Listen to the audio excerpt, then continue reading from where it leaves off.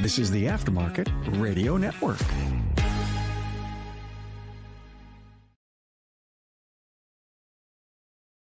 Welcome to Speak Up Effective Communication. I'm your host, Craig O'Neill, and I think we have a great topic and a great guest for this topic. Today, we're talking about controversial conversations. It may just be a conversation on conversations and how to make them not go controversial, but either way, I'm here with my friend, Evan Wisner.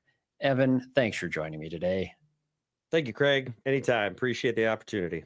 Oh, man, we'll do many more conversations, I know, because we get to talk about a lot of cool things a lot of times. And more than a lot of people I'm in proximity with, we get the opportunities for some ideation on some topics that we think will be beneficial to our audience. And this one makes a lot of sense, given the time of year that we're in, the year that we are in, 2024, an election year. We are, I think I just read, it was like 460 hours away from election day. Why would you measure it that way? I know, because the sense of impending makes it worse. Whatever. Yeah. No, it's funny. But hey, we're going to go into some talking points on this that I think will make it a little bit more comfortable for you when you're finding yourself in a situation where you can't back out of a conversation on a topic someone else is real passionate on, or maybe has just totally different viewpoint than you. Before we go into the conversation ourselves, let's take a moment and thank our sponsors for making this podcast possible. Looking to take your shop to the next level of quality service, team culture, and overall profitability? At the Institute, we provide personalized coaching that aligns with your goals of financial stability, excellent customer service, and employee satisfaction. Our priority is helping you establish significant and sustainable progress. We work with you to create strategies that reduce the stress of running your business, improve your quality and performance, and optimize your profitability. Experience the benefits of professional coaching by visiting wearetheinstitute.com/business-assessment. Hey friends, as you know, I'm a proud member of the AutoFlow team, and let me tell you, we've changed how business is done for auto shops everywhere. We support your client experience before, during, and after the work is done. Imagine this: timely updates sent directly to your clients, branded digital vehicle inspections, and seamless communication from start to finish. That's why shops love AutoFlow. And hey, with those 5-star reviews rolling in, you'll wonder how you ever managed without us. Take an important next step and take your auto shop to the next level. Visit www.autoflow.com. Get on board with an AutoFlow trial. Are you ready to meet your perfect auto repair shop management software partner? Well, say farewell to the days of transactional relationships and hello to a true partnership that elevates your business. The #1 all-in-one solution is AutoLeap. You're not just getting software, you're gaining a dedicated ally committed to your success. AutoLeap will help you sell more, save time, and delight your customers at every turn. From scheduling appointments to creating estimates, generating invoices, managing technicians, and seamlessly syncing with QuickBooks to keep your records updated, experience the difference a true partnership makes. Visit Autoleap.com and book a demo today. Autoleap, your trusted partner for success. Want to see your auto repair shop thrive? Are you looking to drive more customers to your auto repair shop? Let ShopDog Marketing be your guide. Our customer-first approach, combined with AI-driven creative content, ensures top rankings. Dominate mobile first and voice search with our specialized expertise. Reach out to ShopDog Marketing today and start growing your business. Don't miss out on this chance to boost your business. Visit shopdogmarketing.com. Inbound has exclusively served independent auto repair shops with expert communication solutions for years. Our robust VoIP platform ensures you stay connected while our industry-leading AI analytics take your business to the next level. We provide the tools you need to understand your customers and optimize every interaction. Choose Inbound for proven expertise and unmatched innovation. Visit callinbound.com and discover the difference we can make. Okay, we're back with my guest, Evan Wisner. Now, Evan has joined me in the past. He did an episode on the 80th anniversary of D-Day. So, Evan, your background as a veteran, combat veteran in the war that was Afghanistan for you, correct? Mm-hmm. Yeah, serving with the Army, serving with Army intelligence and serving among Army Rangers. Now, that's a pretty tough group, and that conflict itself had plenty of controversy around that. And I'm sure you've been surrounded by people at many different times that had very, very strong opinions on topics, very strong opinions on topics that you have a different perspective of. And what we discussed here about the conversation we'll have today is really just this. Conversations can turn controversial, but conversations turn controversial based on perspective. Definitely. What makes them turn controversial, I guess? What makes the perspective go in a different way? And what is it? Is just our response to something that's emotionally driven? What are we dealing with? Yeah, exactly.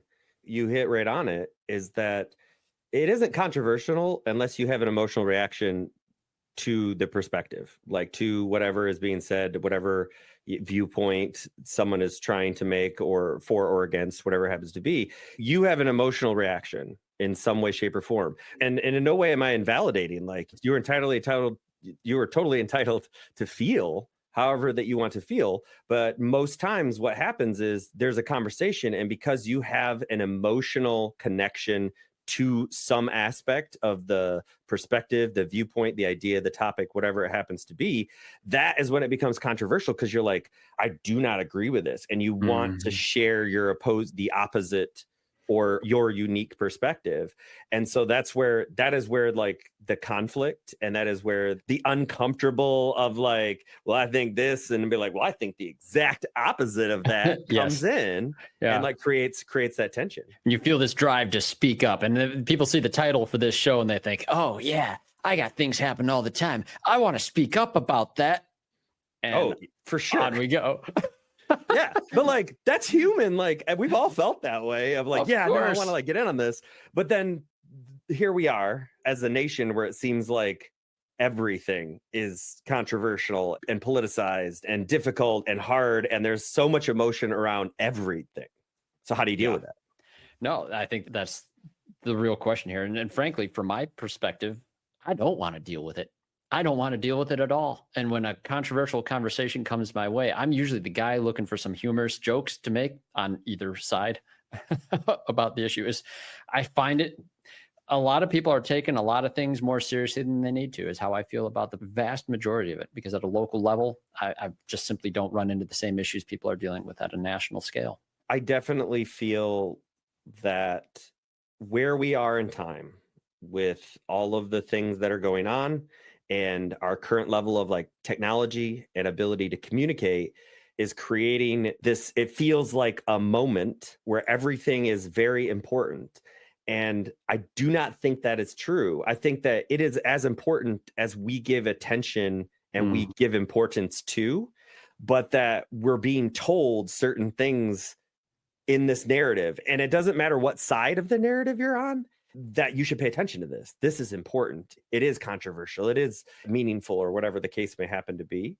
And that there is an element of, like you're saying, like sometimes you're like, don't get involved. Yeah, just turn it off. Like, don't pay attention. Don't listen to it. That is a real way to go.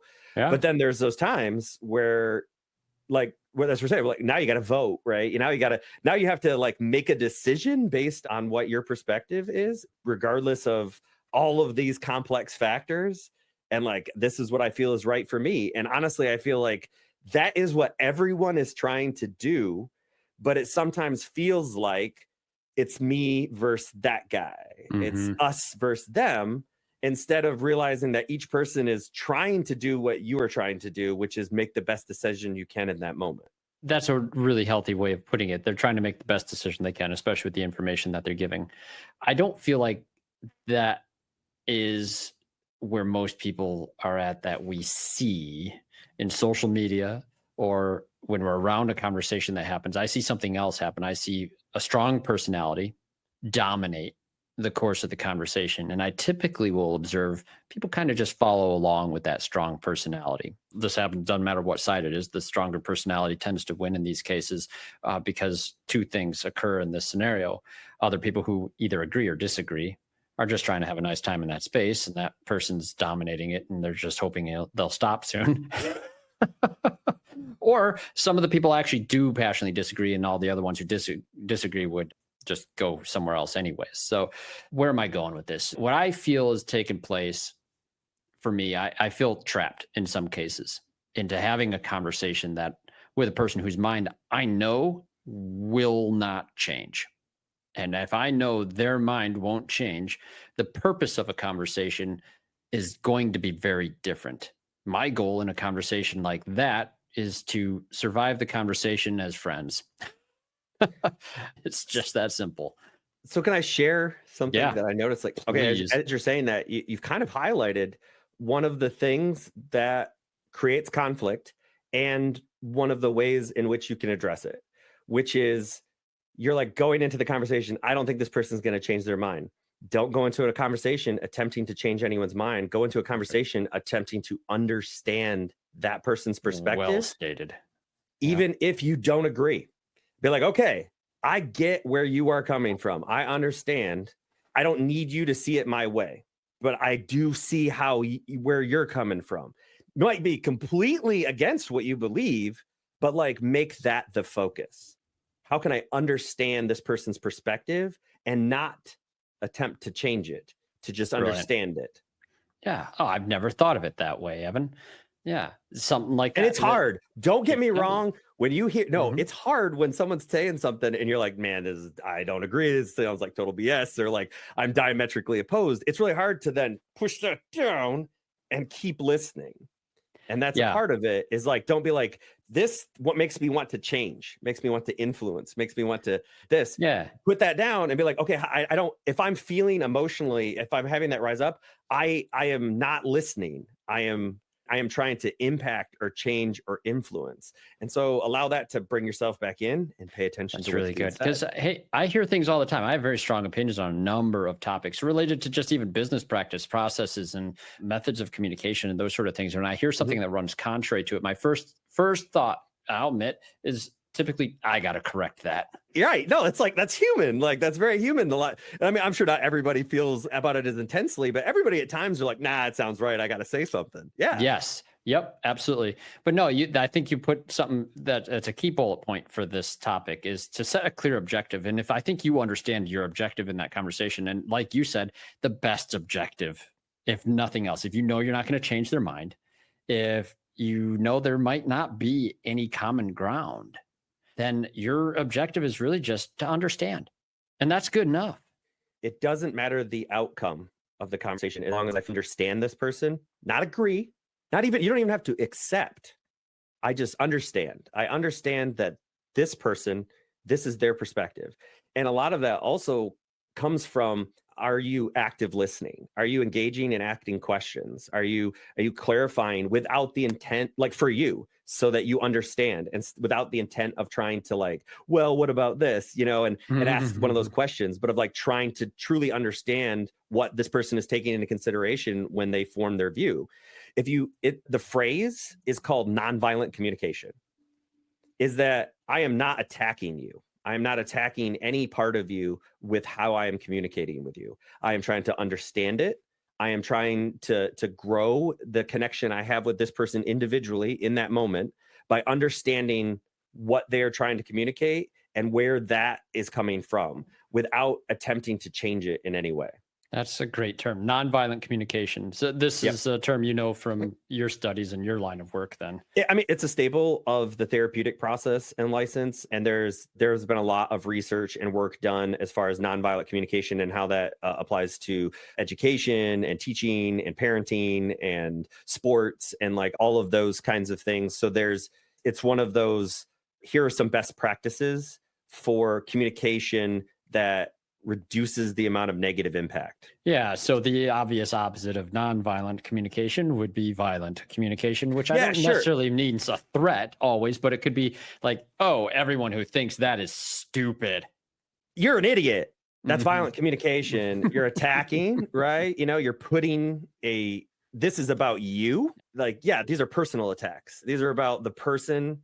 That's violent. That's aggressive. Or if you are trying to change instead of suggest, that comes in a lot, is because like with communication of like, I think I'm going to go run my head into this wall over and over again and be like, Okay, that's an understandable approach because you're a little bit frustrated. Like I could definitely see why you were doing that. What are some other options that you could do? Asking a question, right? Changing it instead of being like, "Don't do that. That's dumb. Why would you do that?"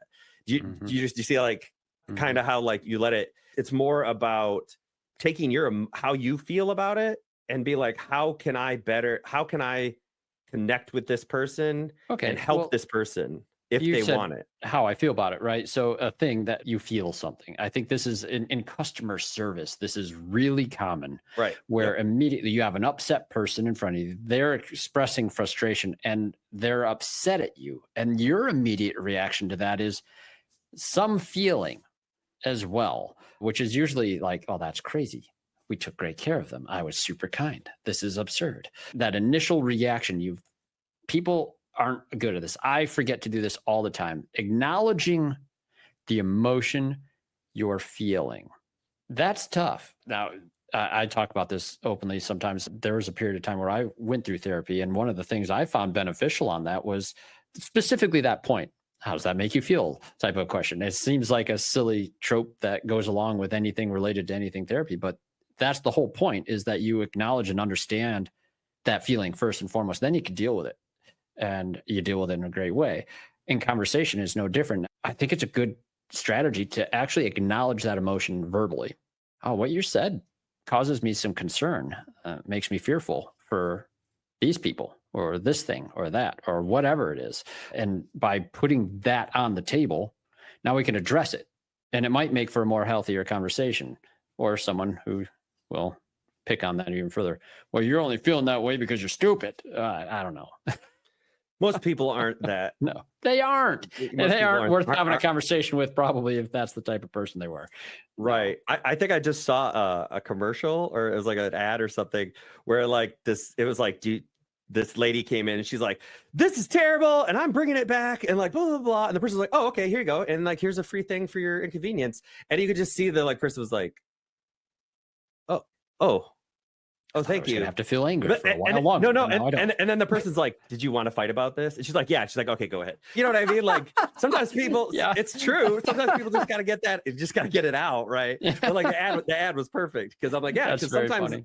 It's like, oh, do you just need to be mad about this? And like part of being able to do that in a healthy way is you have to be comfortable enough with your own emotions that be like, okay, this person can have this elevated emotional event and it does not have to impact my emotional status or how I respond. But yeah, you gotta be mad. You want to let this out? Go nuts. Yeah, you be you. All right. And then when you're done, okay, you feel better? Yes, I do. All right, let's work on this. Let's fix this. Let's help us. Let's do whatever we need to. Sometimes people just gotta let those emotions out. This is part of the thing, though. Most of the time I hear people complaining about a political conversation, especially, is they'll end up talking about, you can't let your emotions get in the way of this. This is just the facts. And so then we go into a whole different topic, right? The fact-based versus emotion-based type of conversations, I don't think they're real. No, you can't have one without the other, in terms of like, there's obviously each person, how their behaviors manifest, how their emotions manifest, how what they're thinking about manifests is different to the individual. Sure. And you can have a conversation where you're like, all right, we're following this strict, rigid, this is science and logic, and we're going to use this very structured way of having this conversation and discussing these things. Mm-hmm. But at the end of that conversation, even if the whole thing is that way, how you feel about that information is where you make your decision, is where you form that, or you put that information. And even sometimes it's to be like, all right, I'm not going to form an opinion, right now in this moment. I am just going to like put that in a box and come back to it later. Like there's lots of different ways to sort of address it, but ultimately there's always emotion in it. And sometimes there's a lot, right? That's where it started. This, and they're doing this and blah, blah, like it's all the feelings into it. It's less about the logic, less about the words, and more about how this situation makes either side feel.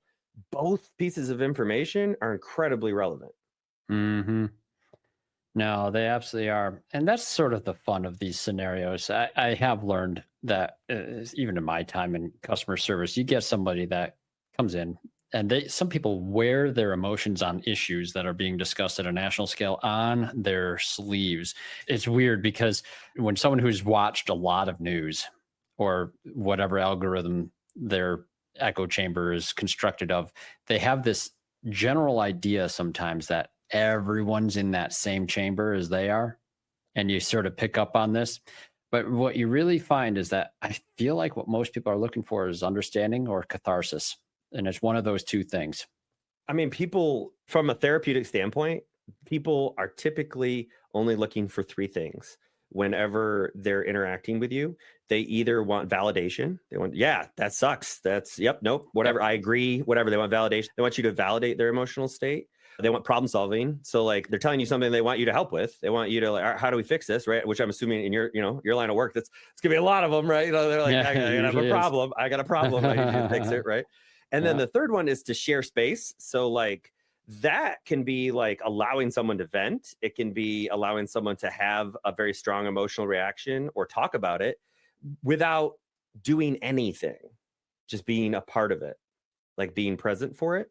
And like that last one is one that most people, in my opinion, a lot of people struggle with that. I know I do personally, and have had to do a lot of work to bring myself and allow myself to be more present for things without being emotionally invested. So like I'm empathizing, I'm feeling what you feel and understanding, but I don't have to like feed any of how I feel about it, what I think, my perspective into it, and just sharing that space. Okay, that's an important distinction there, because that's advanced level skill right there. You're allowing yourself the empathy, which is be able to put someone else's feelings on and try them out. Right. Basically. And wear their shoes. You aren't investing your own emotion. You're not injecting how you feel about it into what they're saying. You're thinking about what it would be like to wear his shoes, but you're not going to like steal them, put them on, and make that your. These are mine now. These are my shoes now. Yeah, no, yeah, that's the whole point. And so like you don't have to do anything with it. You're just like understanding. Yeah, no, that's a really great way of putting it, and I think that would give our listeners a little bit of context into a position that you are likely to find yourself in, for how to act in that scenario. Yeah, you aren't required to emotionally invest. You're not having to give yours into the scenario. And this is not something I'd be like, yes, this is what you do, because this is 100% situational, what I'm about to say. This is depends strongly on the people that are involved and their own maturity and level of conflict resolution skills that they have. The third thing is it depends on how much practice you've had. And which is that when these things come up, you determine, what does this situation need from me? Because sometimes the situation doesn't need anything from you.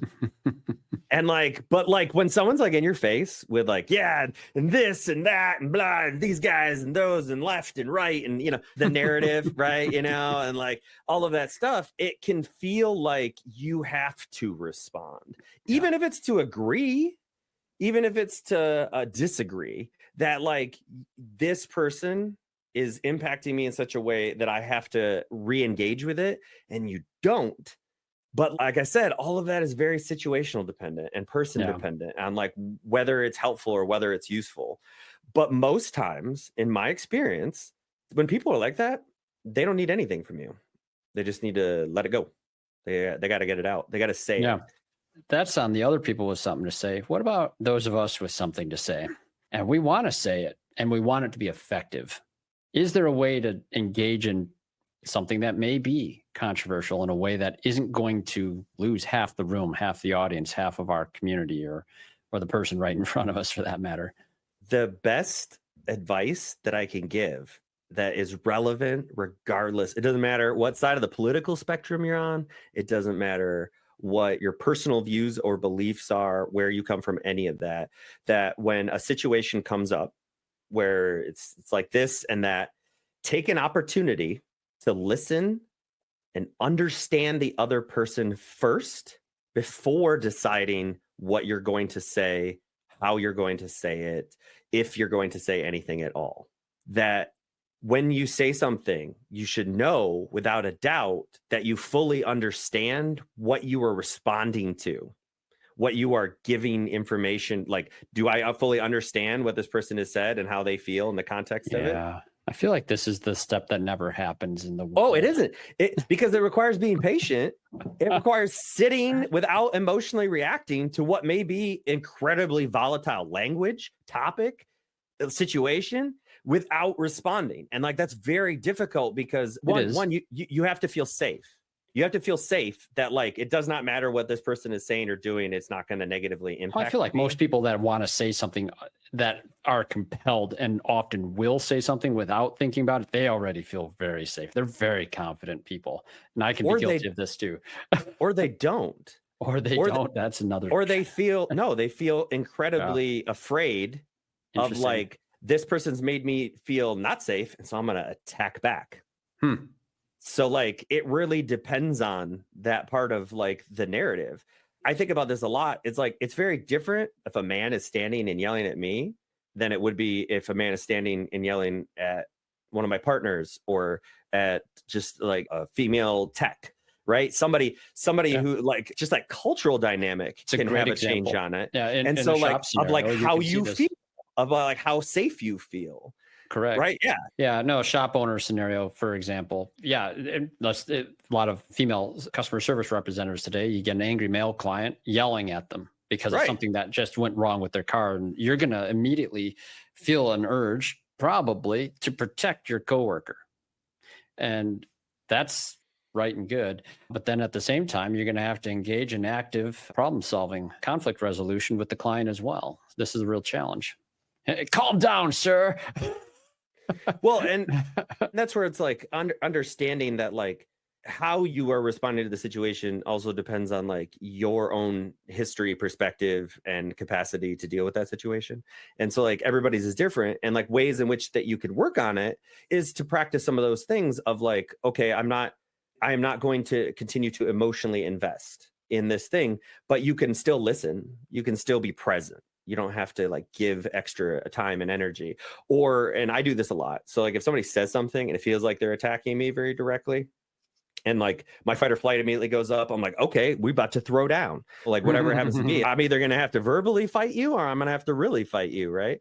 When that comes up, of like, what is the dynamic? If like you and I were disagreeing on something and you kind of came at me, I'd be like, all right, let's go, man. Like I respect you. Fine. You want to throw down, you want to fight, but that's because we have that dynamic. But if you're somebody completely else, I don't know your background, I don't know who you are, and you're coming in with that, that's like, whoa, like we don't have that kind of relationship to be able to do it back. And I feel like people are a little timid on that point too. Like at Toastmasters, I don't remember if you were there for that meeting. I was running the table topics portion and I was trying to turn it into a debate mode. And, you know, our wonderful group at Toastmasters kept on finding common ground. They kept doing it. There was no debate. Like I wanted to see like a debate class type of a debate where someone takes this one side, another person can argue the other side. Because I wish I did this in high school. I never did. I would have loved to join an actual debate team where they give you the topic and you have to do either side. See, that's a lost art, though. I feel like it's something that we've lost the ability to do, or a lot of people never have. And every time I look into it, it just looks fun to me. I don't care what the issue is. I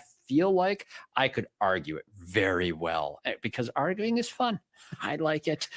That's something to also consider is that like, if you enjoy those kinds of things, that's very different than if you don't enjoy having those kinds of conversations. I don't enjoy having them in a situation where there's a potential to lose client, influence, friend, or family member. Right. When there's a professional impact, of course, professional or personal, a professional or personal impact. Yeah. Yes. So like creating an actual environment and space where this can occur in a healthy way, I think is the real question that we should solve. What's it look like? What's it look like, Evan? To have any conversation in a healthy way. Yeah. Well, like I said, so a good way of conversation.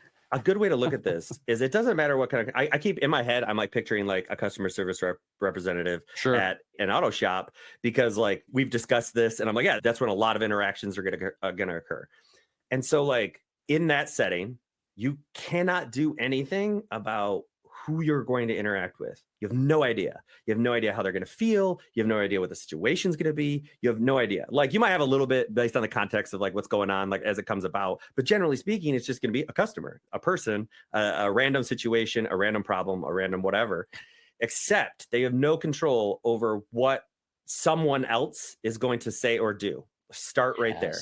I have no control over what this person's going to say or do. I only have control over how I respond to what they say or do. Brilliant. Hold that right there. Wonderful book recommendation I had from my boss, Chris Cloutier, was the book Unoffendable by Brant Hansen, a Christian author. He takes a nice stance too, even in speaking with his Christian audience. Like, they should be the last people that should be so offended in the world today. But that's the main crux of the book, is that the main thing is that you do not give over control of yourself and your emotions to something someone else did or said. I have tried, by no means imperfect at this. There's definitely times where people like, they said the right thing in the right way and it got me. Yeah. No one's perfect. Right. And that's what I'm saying. It's something that everyone can relate to and understands, because like, there's always those people who could just get under our skin, or they say the right thing. Right.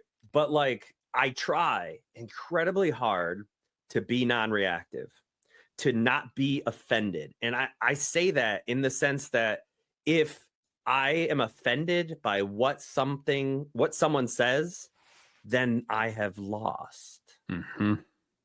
I have allowed them to influence me. They have created an emotional reaction, which means it doesn't matter why. They won. They got what they wanted. Because that's what people do when they're like yelling and screaming. Is they want a reaction. Dude, there's a whole culture of trolls out there. They are there to get your goat. Right. And that's on the extreme, right? People who are intentionally trying to screw with you. But even like the average person, like someone who's very upset with their customer service or whatever happened, a perceived or actual mistake, they're upset. That person, they're expressing their displeasure. They're emoting, right? They're feeling a way because they want you to feel a way so that you will fix that problem. And the reality is that, like, it's okay to feel whatever you feel. In fact, biologically, you have to. You have a 90 seconds, like where an emotional response goes through your body, and you have to feel it, like that experience, how you respond to how you feel. Wait, this 90 seconds, this sounds involuntary. You're saying that this is something... No. It's biology, right? Once that process starts, it has to finish, because it is the release. It is like, thing happens, right, out here.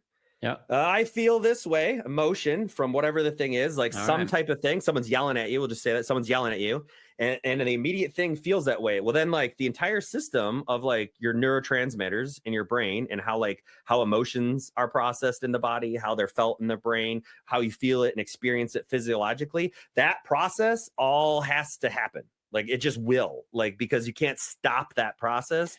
It's a cycle. Yeah, and I feel like a lot of people jump into the immediacy of someone who's experiencing that process, and they're trying to interrupt that. But that also doesn't work, does it? Also, you individually are still, even if it's like you're non-reactive, you're still feeling that. And so like, you give yourself permission to feel whatever it is that you feel, but not behave, not do anything out of that place. So give yourself that 90 seconds to process. And honestly, a lot of times that's a good opportunity to be like listening, right? To not be trying to do anything, be like, all right, I'm not going to worry about how I'm feeling and all of this stuff. I'm just going to try and focus on listening for understanding.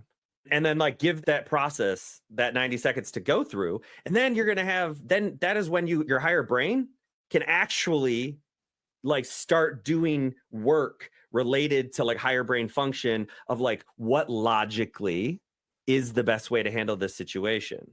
But you have to allow that other part, the midbrain part, right? The emotion center, the process, the physiological process to go through it.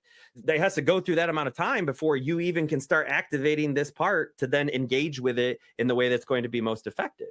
And everybody obviously does this with varying degrees of success, depending on their own life experience. How do you handle stress? How do you handle those situations? That's good. That's really good, Evan. Yeah, your background is very useful for our industry, my friend. The only reason, so like my undergraduate degree is in psychology, and I wanted to become a psychologist. And I later learned that the easiest way to get to work as a therapist is to become a social worker, because you basically you can do all of the things that you can do as a therapist, but you can also do other things like work in schools and like work with particular groups, and insurance companies will pay for it. So like that was like, you're more employable as a social worker than you are as a psychologist. And so like, that's why I decided when I got out of the Army to get my social work degree. I actually wanted to go back into the Army and be a social worker for the Army. But then I learned that it was a lot more difficult to do than I was told. Those silly recruiters. That's good. Now, there's a quote that I was flipping through. One of the books that I was reading lately is probably another topic we'll have to discuss, the anxious generation. Gen Z, this has been on my mind a great deal lately. And I don't know if I was given this quote in another conversation or a webinar or what lately. I feel like I just did this. I said, if your body was turned over to just anyone, you would doubtless take exception. Why aren't you ashamed that you have made your mind vulnerable to anyone who happens to criticize you so that it automatically becomes confused and upset? And he's quoting Epictetus. I'm always terrible with the Greek minds. Yeah, Epictetus. That seems right. Yeah. I'm terrible with those Greek names. But it's really a great quote.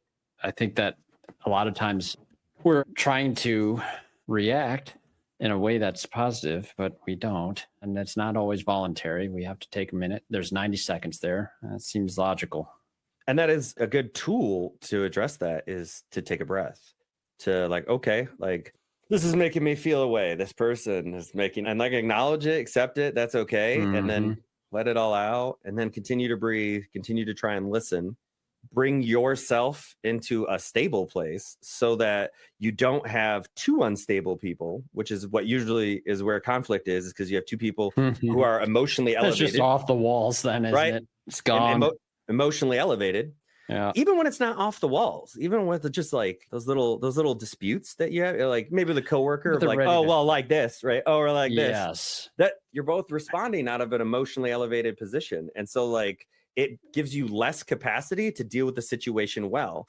The more calm, the more that you can bring yourself back into the present. And this is very important, not take what someone is saying personally.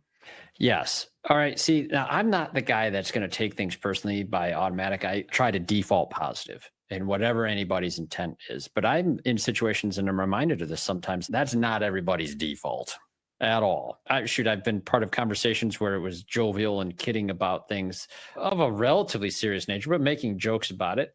I work with a few comedians. We have a few comedians in our club at Toastmasters. It's wonderful.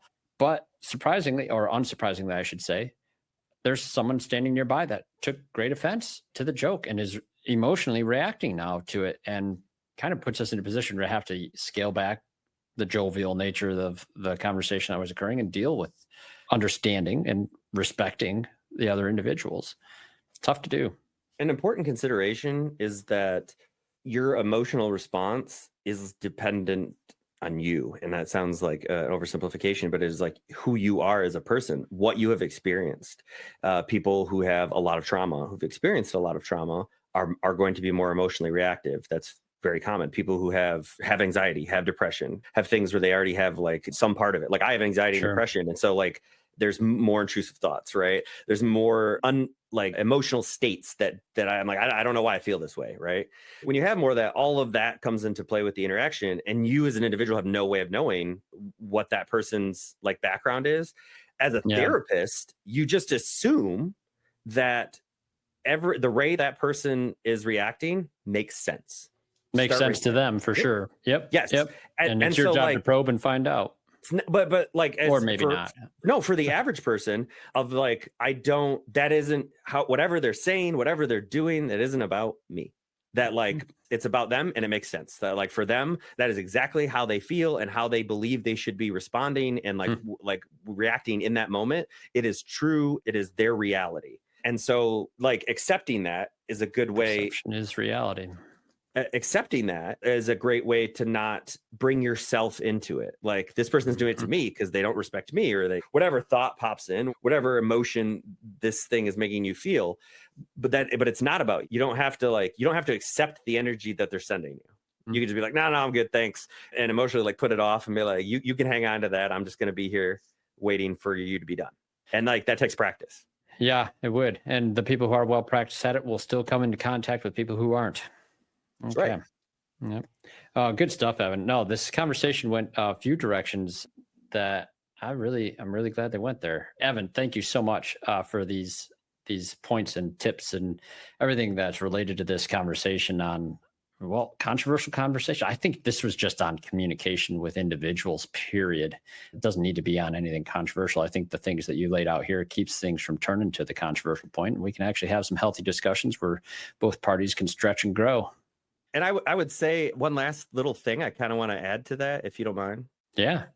When it comes to any conversation, it only becomes controversial if you allow it in your individual experience. That, like, no matter how it's defined by society, no matter how other people react, how you respond is what determines, is it controversial? Because otherwise, if you're just listening and understanding and trying to understand this perspective, there's no controversy in that. I might not agree with you, but I understand you now. I understand there's no controversy in understanding you. No controversy in understanding another person. That's correct. Nice, Evan.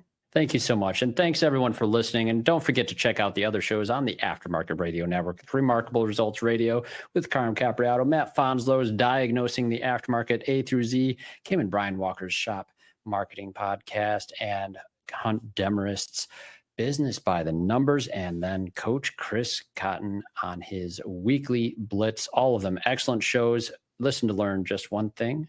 That's the Remarkable Results way.